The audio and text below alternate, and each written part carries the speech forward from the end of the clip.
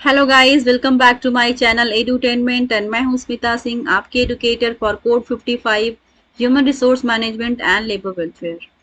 हम पढ़ने जा रहे हैं यूनिट 7 लेबर लेजिस्लेशन। जैसा कि आपको पता है, लेबर लेजिस्लेशन से हमने काफ़ी सारे टॉपिक्स कर लिए हैं। अगर आपने उन सेशन को नहीं देखा है, आप अगर फर्स्ट टाइम देख रहे हैं मेरे इस सेशन को, तो आप प्लीज़ चैनल पर जाइए, एडुटेन यूट्यूब पर जाके सर्च करिए मेरा चैनल एडुटेनमेंट। आपको ईजिली सारे सेशंस दिख जाएंगे और आप इजीली प्रिपरेशन कर सकते हैं अपना विदाउट एनी बैरियर। आप एक बार सब्सक्राइब करने के साथ साथ साथ अगर बेल आइकॉन भी प्रेस कर देते हैं, तो जो भी मैं क्लासेस लेती हूँ, सेशंस यहाँ पे अपलोड करती हूँ, उनके नोटिफिकेशंस आपको इजीली मिलते रहेंगे और इजीली आप उन कंटेंट्स को आपको मिलते रहेंगे और आप उनकी तैयारी करते रहेंगे। मैं आपको लेकर के जा रही हूँ उस स्लाइड पर जहाँ से हमें ये सेशन स्टार्ट करना है।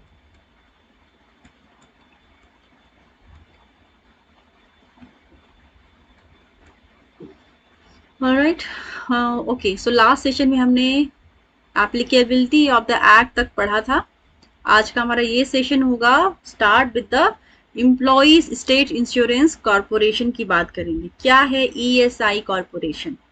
A statutory body known as the Employees State Insurance Corporation has been set up under the Act to administer the Employees State Insurance Scheme. The corporation is a body corporate having perpetual succession and a common seal. The corporation is an autonomous body consisting of representatives of the central and state governments, employers, employees and others. ESI में क्या देखा आपने? ये एक statutory body है। ESI corporation को एक statutory body के रूप में जाना जाता है। As the employees state insurance corporation has been set up under the act to administer the employees state insurance scheme. इसको एम्प्लॉइज स्टेट इंश्योरेंस स्कीम को एडमिनिस्टर करने के लिए बनाया गया था। Just because of that this is known as statutory body. The corporation is a body corporate having perpetual succession and a common seal. The corporation is an autonomous body. ये जो corporation है ESI corporation, ये एक autonomous body है। इस पे किसी का कमांड नहीं होता, ये स्वयं काम करती है, ऑटोनोमस बॉडी है। Consisting of representative of the central and state government. इसके जो रिप्रेजेंटेटिव होते हैं वो कौन होते हैं? वो सेंट्रल एंड स्टेट गवर्नमेंट के रिप्रेजेंटेटिव होते हैं। क्या वो कौन होते हैं? They are employers, employees and others. पहला देखेंगे constitution of the corporation, section 4 के अंदर देखेंगे क्या है constitution of the corporation. The corporation consist of the following members. क्या कौन कौन मेंबर्स होते हैं इस कॉर्पोरेशन में?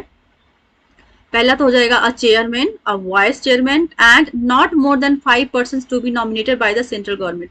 इसका जो एक इसमें है कि 5 से ज्यादा मेंबर्स सेंट्रल गवर्नमेंट से नहीं हायर किए जा सकते हैं, नहीं चुने जा सकते हैं।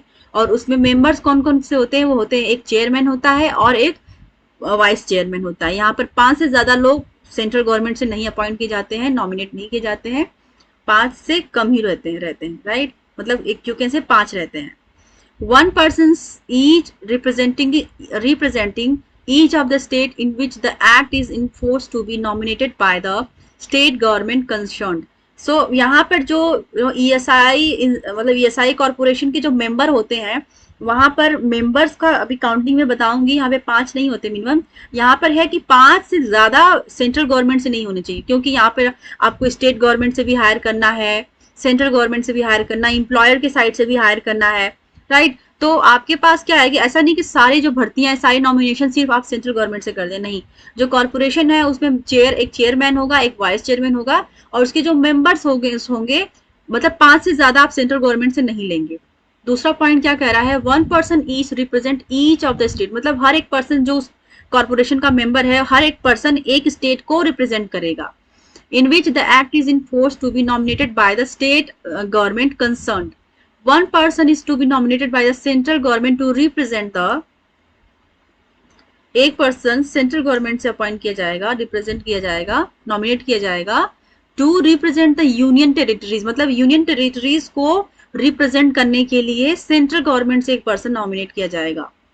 जहां पर कोई स्टेट गवर्नमेंट, क्योंकि स्टेट गवर्नमेंट के अंदर वहां पे वहाँ का सेक्रेटरी, वहाँ का वो होते हैं, राज्यपाल होते हैं, गवर्नर होते हैं, सीएम होते हैं, वहाँ के चीफ मिनिस्टर होते हैं। लेकिन यूनियन टेरिटरी तो डायरेक्टली सेंट्रल गवर्नमेंट के अंदर आता है। That is why central government nominate करती है रिप्रेजेंटेटिव को to represent the union territories. चौथा है 10% representing employers to be appointed by the central government.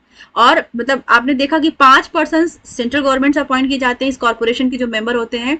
10% जो होते हैं वो किए जाते हैं एम्प्लॉयर की साइड से अपॉइंट, जो कि करता कौन है, वो करता है सेंट्रल गवर्नमेंट। आगे देखेंगे, पांचवा है 10% representing employees to be appointed by the central government.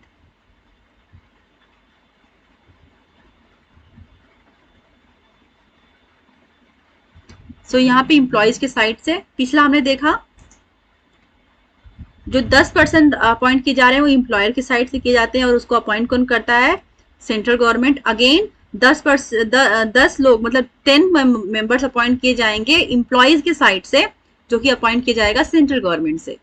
छठवा है 2% representing the medical profession to be appointed by the central government. मतलब उसमें मेडिकल प्रोफेशनल भी रहने चाहिए, क्योंकि ईएसआई एक्ट है, एम्प्लॉयज इंश्योरेंस एक्ट है, कि क्या मेडिकल इश्यूज हो सकते हैं, किस टाइप की बीमारी पे या फिर किस टाइप की इश्यूज, हेल्थ इश्यूज पे क्या प्रोविजन होना चाहिए, क्या देना चाहिए, क्या फैसिलिटीज देनी चाहिए।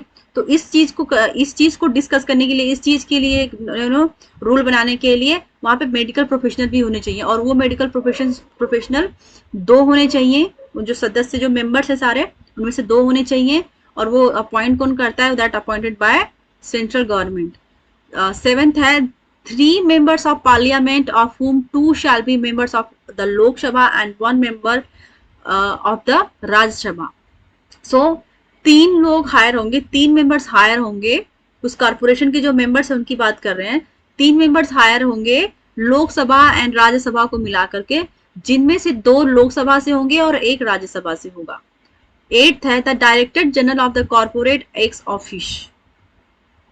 जो the director general of the corporation मतलब वो एक्स ऑफिशियो एक्स ऑफिस होना चाहिए, जो डायरेक्टर जनरल है कॉर्पोरेशन का। Terms of the terms of office of the corporation member section 5 to 6। जो टर्म्स हैं office of the corporation member के, वो सेक्शन 5 to 6 में मेंशन किए गए हैं। तीसरा है power of the corporation, power क्या है कॉर्पोरेशन के। चौथा है ड्यूटीज एंड कॉर्पोरेशंस, ये सेक्शन 32 to 37 में मेंशन किया गया है कि ड्यूटीज क्या है कॉर्पोरेशन के, राइट। सो आगे देखते हुए आई होप आपको ये क्लियर हो गया होगा कि कौन से कितने लोग, मतलब सेंट्रल गवर्नमेंट से 5 लोग होंगे, एम्प्लॉयर की साइड से 10 होंगे, 10 मेंबर्स होंगे, एम्प्लॉयज की साइड से 10 मेंबर्स होंगे। 3 लोकसभा राज्यसभा को मिलाकर के होनी चाहिए, जिनमें से 2 लोकसभा से होंगे और 1 राज्यसभा से होगा। 1 डायरेक्टर जनरल होगा of the corporation as ex officio. और इसमें आपका स्टेट गवर्नमेंट का आपको मैं बता देती हूँ क्या था, 1 person ईच रिप्रेजेंटिंग, मतलब हर एक स्टेट से 1 पर्सन आएगा। मतलब कि अभी आप आज की डेट में 28 स्टेट्स हैं, तो 28 मेंबर्स होंगे राज्यों से, मतलब हर एक राज्य से 1 मेंबर होगा, जो कि हर एक राज्य को रिप्रेजेंट करेगा सिंगल, राइट। सो आप इस तरह से कैलकुलेशन कर सकते हैं कि कितने लोग होते हैं इस कॉर्पोरेशन के जो मेंबर है। स्टैंडिंग कमेटी सेक्शन 8 देखेंगे, क्या है standing committee section 8। A subject to the general and superintendence and control of the corporation, and to act as its executive body, a standing committee of the corporation shall be constituted from among its members, consisting of a chairman appointed by the chairman। जो उसके members होते हैं, पहला तो हो जाएगा chairman होगा उस सदस्य उसमें उस कमेटी का, जो कि अपॉइंट किया जाएगा सेंट्रल गवर्नमेंट के द्वारा। और दूसरा ऑप्शन में देखेंगे बी में 3 members of the corporation appoint, जो कॉर्पोरेशन की जो मेंबर्स हैं उनमें से 3 मेंबर्स होंगे वो अपॉइंटमेंट किए जाएंगे सेंट्रल गवर्नमेंट। जो चेयरमैन होगा वो भी अपॉइंट किया जाएगा, कॉर्पोरेशन का जो चेयरमैन होगा, सेक्शन 8 के अंदर बात कर रहे हैं। फिर से देखिए, आप कंफ्यूज नहीं होना है। ठीक है। स्टैंडिंग कमेटी की बात हो रही है, स्टैंडिंग कमेटी में कितने लोग होने चाहिए और वो उनको अपॉइंट कौन करेगा, ये बात कर रहे हैं, राइट। सो स्टैंडिंग कमेटी सबसे पहले आपको याद रखना है, standing committee comes under section 8, ये बात आपको याद रखनी है। दूसरी बात याद रखनी है कि जो इसके मेंबर है स्टैंडिंग कमेटी जो कि सेक्शन 8 के अंदर आता है, उसके जो मेंबर होंगे उसमें मेंबर्स में एक चेयरमैन होगा जो कि अपॉइंट किया जाएगा सेंट्रल गवर्नमेंट के द्वारा, और 3 मेंबर्स होंगे कॉरपोरेशन के जो कि अपॉइंट किए जाएंगे सेंट्रल गवर्नमेंट से। मतलब 4 मेंबर्स होंगे किसमें, स्टैंडिंग कमेटी के अंदर जो कि सेक्शन 8 के अंदर आता है। एक चेयरमैन होगा जो कि अपॉइंट किया जाएगा सेंट्रल गवर्नमेंट से, और 3 मेंबर्स होंगे कॉरपोरेशन के जो कि अपॉइंटमेंट किए जाएंगे सेंट्रल गवर्नमेंट से ही। Terms of office of standing committee member section 9, जो टर्म्स हैं, कितने टर्म के लिए जो स्टैंडिंग जो कमेटी के मेंबर्स हैं वो कितने टाइम पीरियड के लिए होते हैं, ये बात सेक्शन 9 में मेंशन की गई है। और देखेंगे यहाँ पर, the term of office of member of the standing committee shall be 2 years from the date on which his election is notified. जो मेंबर्स हैं स्टैंडिंग कमेटी के, उनका टर्म निर्धारित किया गया है सेक्शन 9 के अंदर, और उनका जो टर्म होता है 2 years का होता है। 7वां ऑप्शन देखेंगे, मेडिकल बेनिफिट्स काउंसिल सेक्शन 10 के अंदर आता है। आपको याद रखना है कि मेडिकल बेनिफिट्स काउंसिल किसके अंदर आता है, दैट कम्स अंडर सेक्शन 10। और 8th है terms of office of medical council members, क्या टर्म्स है of office of medical council members. 9th में देखेंगे सीजेशन ऑफ मेंबरशिप, मतलब मेंबरशिप को बंद कर दिया, मतलब सीज कर दिया जाए, राइट। वैसे तो उनका टर्म होता है 2 years का, लेकिन काम उससे पहले भी सीज कर सकते हैं उसके काम को, उनकी अथॉरिटीज को, उनकी रिस्पॉन्सिबिलिटीज को। That is comes under section 12। A member of the employees state insurance corporation, the standing committee or the medical benefit council shall cease to be a member of that body if he fails to attend 3 consecutive meetings thereof। मतलब जो सदस्य हैं standing committee के जो members हैं, अगर वो 3 बार लगातार कॉन्जिक्यूटिवली मतलब लगातार 3 बार मीटिंग में नहीं शामिल होते हैं, फेल हो जाते हैं, तो उनके काम को, मतलब उनकी जो पदवी दी गई है उस मेंबरशिप का, वो सीज कर दी जाएगी, उसको बंद कर दी जाएगी, एक तरह से रोक दिया जाएगा, उसको वहीं पे स्टॉप कर दिया जाएगा, right. I think I hope आपको ये समझ में आ रहा होगा।